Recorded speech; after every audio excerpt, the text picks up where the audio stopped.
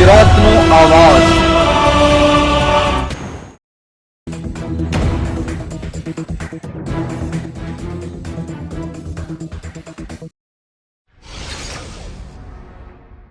સચિન વિભાગ કેળવણી મંડળ સંચાલિત આઈસી નાયક પ્રાથમિક શાળામાં ધોરણ 5 થી 8ના વિદ્યાર્થીઓ દ્વારા ગણિત વિજ્ઞાન પ્રદર્શનનું આયોજન કરવામાં આવ્યું હતું।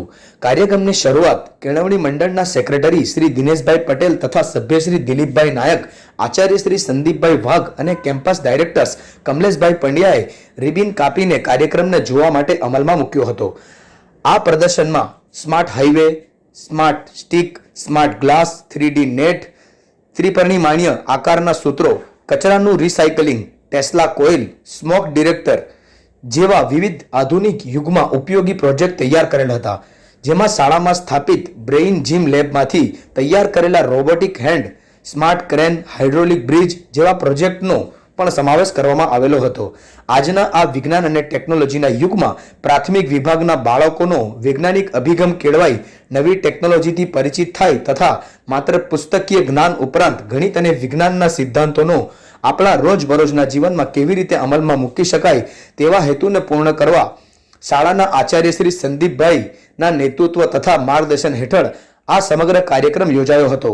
આ કાર્યક્રમમાં શાળાના ગણિત વિજ્ઞાનના શિક્ષકો પરિતાબેન પટેલ, સિદ્ધિબેન પટેલ, ધરતીબેન નાયક, કિશોરભાઈ આહિર, પૂજાબેન પટેલ, વિભૂતિબેન પટેલ તથા શાળાના અન્ય શિક્ષકો હેનિલભાઈ, ભક્તિબેનની ઘણા દિવસની મહેનતે આ કાર્યક્રમને સફળ બનાવ્યો હતો।